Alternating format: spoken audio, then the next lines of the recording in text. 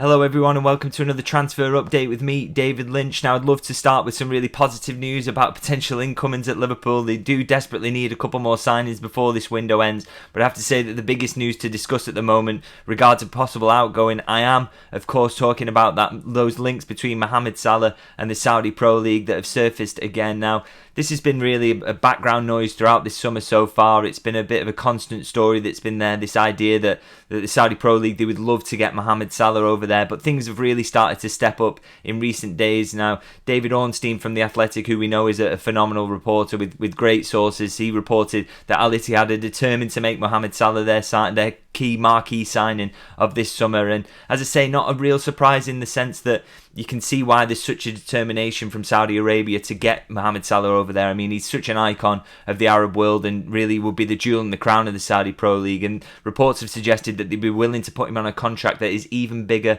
than the one that Cristiano Ronaldo signed when he went to Al Nassr. I think he's the world's best paid player at the moment. They would be willing to give it Mo Salah even more if he was willing to make that move to the Saudi Pro League. And they do have the funds to do it, let's be honest. We know that several clubs in the Saudi Pro League are backed directly by the state, the Public Investment Fund in Saudi Arabia, and that they would have the cash to both pay a humongous transfer fee to Liverpool and also to pay Mohamed Salah that incredible contract that we're reading about. So yes, this move, seems entirely possible on the surface of things, but I think it's time to go a little bit deeper and see, is it actually possible? Now, I've been asking my sources at Liverpool, and they've come out and categorically rejected, really, that this could happen this summer.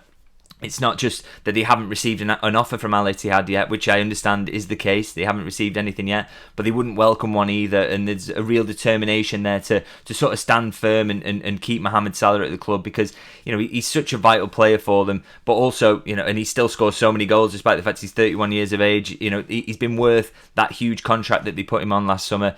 Now, he is contracted to 2025 and they're determined to keep him for as long as possible because he is that key player. He's still scoring goals prolifically. He's a big player in the dressing room. And also, it would be so difficult at this late stage of the transfer window to replace him, really, and possibly impossible to replace him even if you had the entirety of the transfer window, because who's as good a goal scorer as Mohamed Salah out there? You'd say Haaland and then Mbappe maybe, but beyond that, you really are struggling in terms of replacing a player of that importance and a player of that quality as well. So Liverpool absolutely determined that no matter what the sum of money comes in, they really, really want to hold on to Mo Salah this summer. And you've had some indications as well in terms of how this situation might play out from other sources as well. It's only a couple of weeks since the player's agent came out and he wrote on Twitter, didn't he, that Mohamed Salah wouldn't have signed his contract if he didn't intend to play at Liverpool this season. So clearly from the player's side, there might be interest from Ittihad, but it seems from the player's agent has suggested there that he would be willing to stay at Liverpool for at least one more season.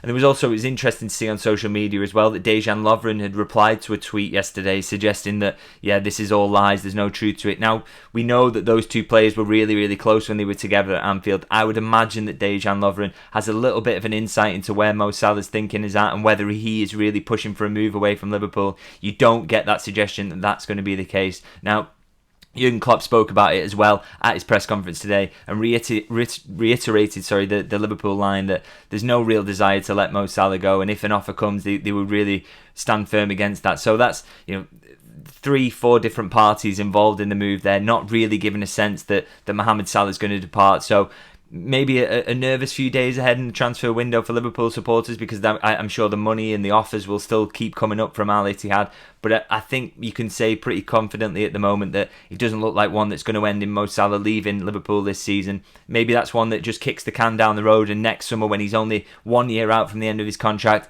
maybe there's a discussion to be had and maybe he will feel like it's the right move for him at that time of his career. But at the moment, we can fairly confidently say that Mohamed Salah is going to remain a Liverpool player at the end of this window and for the remainder of the season. Now, moving away from that potential outgoing, a kind of negative story, I suggest, we'll go on to incomings, which is possibly the more exciting part of the window for Liverpool supporters looking forward. And I've seen reports recently, and I'm sure you've all read them, the links between Liverpool and Andre at Fluminense. Now, there's been reports that have come out in the last sort of week or so that's suggesting that Liverpool had a bid worth 30 million euros rejected by Fluminense. Now, as a starting point, we know there is an interest in Andre. That's not one that Liverpool have denied. They said that he's a player they like, and that sort of name came about around the time that we were really struggling in negotiations with Southampton for Romeo Lavia. He popped up as a potential sort of alternative to Lavia if they couldn't get him over the line. So he almost makes sense now as another target in terms of, okay, they missed out on Lavia, missed out on Caicedo, maybe Andre is the one that they move on to. But the real complication in all that was the fact that Fluminense are involved in the Copa Libertadores. They were involved in it at the time, and they still are right now. They've got 2 legs up against, I'm not sure who the side is, but they're still playing in that quarter-final at the moment. And my understanding is from the Brazilian side, and the sources in Brazil are telling me that there's a real determination there to keep hold of Andre beyond this summer, because Fluminense figure that they've got a really good chance of potentially winning the Copa Libertadores for the first time in a long time, and so there's a real determination there to not let such a key player go. It has been suggested that maybe a move could be agreed ahead of the January window when the Copa Libertadores will be done. Maybe that is something that would appeal to Liverpool, but when I put that to sources at Liverpool, they've returned to me and said, look, we already got our 6 in Endo. We're not out there looking for a pure holding midfielder at the moment. That is clearly the profile that they think Andre is. They think he would come in as a holding midfielder, and they've already gone out there and got that when they signed Wataru Endo from Stuttgart. So they're not looking for another pure 6. If another midfielder is to come in, they want it to be someone who's a multifunctional player, someone who can play across a number of positions. Yes, I imagine they would be able to play the 6 as part of that, because they do need a little bit of depth there, Liverpool, and you're putting a lot of pressure on Endo if you're just asking him to be the sole 6 in the squad. So I think it's someone who's going to be able to play there at least, but I think it's going to be also someone who can do things a little bit more further forward. So it's an interesting one to see how that pans out and what that means in terms of potential targets. Now, one of the other names that's constantly being mentioned at the moment is Cheick Doucoure. So an interesting one in terms of whether Liverpool do see him as a pure 6. I know when he played at Lens, he had also played in sort of slightly more advanced positions, and he can do a lot more on the ball that we've maybe seen at Crystal Palace. They're not a side who really dominate possession, so maybe that side of his game's been stunted. So perhaps he is someone that Liverpool see as that multifunctional player, despite the fact that a lot of people who watched him in the Premier League would maybe have him down as a pure number 6, as I've suggested. But a couple of things that making me sceptical over this potential move going forward. I think the price is extremely high, maybe for a player who Liverpool might not think has got an unbelievably high ceiling. There's talk of Crystal Palace holding out for 70 million, and I think that seems very, very expensive. And also the fact that we're so late in the window now, would Crystal Palace have time to get out there and get a replacement? That might make them reluctant to do a deal and could even push the price up. So we'll have to see how that one pans out. Definitely an interest on Liverpool's side. He's a player they've watched in the past. But at the moment, my personal view is that I'm kind of sceptical over whether that is one that they get done between now and the end of the window. We'll have to see how that pans out. Another name that is, of course, out there is Ryan Gravenberch at Bayern Munich. Now, there's a few reasons he would appeal. One is that obviously Bayern Munich look like they're quite possibly open to a sale. It's not quite worked out for him there, and it looks like they would be willing to sanction that. Also, his price is believed to be quite low, around 25 to 30 million, which again is a bit of a bargain really for a player who Liverpool really liked a while ago when he was at Ajax and have tracked, and obviously they believe there's something there that they can really use. And also the fact that because of his age, he's 21, he would come in, he wouldn't actually take up a homegrown spot in his first season, so that's an interesting factor Liverpool have got to consider in terms of their homegrown numbers in the squad. Because of Gravenberch's age, just that first season, he wouldn't count as a non-homegrown player, so they could slip him into the squad and not have any homegrown worries.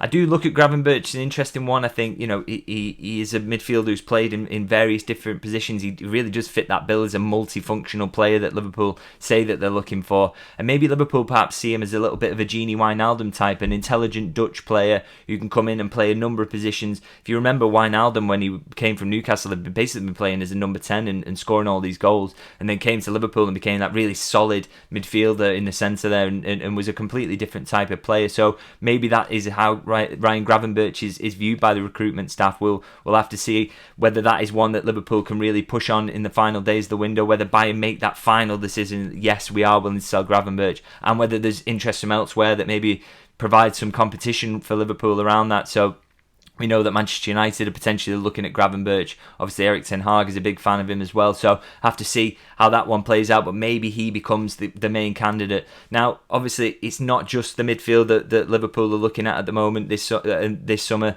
We know that there's a need and a want for a defensive reinforcement if possible. I think it's slightly lower down on the list in terms of priorities than the midfield. But I think it is something, if Liverpool feel they can do it, they would like to look at the defence, and Jurgen Klopp basically hinted at that in his press conference today. He said that if it's something we can do, we're not in dreamland at the moment in terms of our defensive depth, and if there's something out there that Liverpool could do, they would quite like to do it if possible. Now, a few names I want to throw out there. There's been constant reports around Piero Hincapie, who's a Bayer Leverkusen player.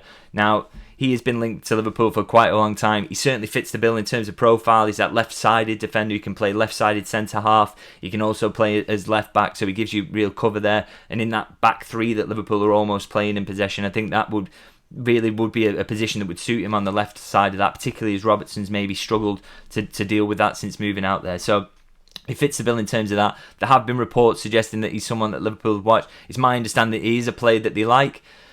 Now, it's been said in Germany that Bayer Leverkusen are ready to put a price tag on of around 60 million on the player, which would be extremely hefty and one that you wouldn't expect Liverpool to maybe do it at. But my understanding from the players' side of things is that if Liverpool were to come in with an offer that was significantly lower than that, the player's desire to move to Anfield, and he really does want the move to the Premier League this summer if he can make it, would maybe allow for that price to maybe be brought down a little bit. So that's one that you can't rule out. I don't think that 60 million price tag is maybe reflective of the reality, and if Liverpool do want to step up their interest and they want to follow it up, then maybe they could get Hincapie for a lower price than that, because the player is absolutely desperate to make the move. Another thing to factor into that whole situation is that Bayer Leverkusen are interested in Luke Chambers. Now, he is a very similar profile of player. He's a left-sided centre-half / left-back. So, that makes me think that why are Bayer Leverkusen looking at that profile when they've got Hincapie? Are they willing to make that sale there? And with Liverpool having Luke Chambers,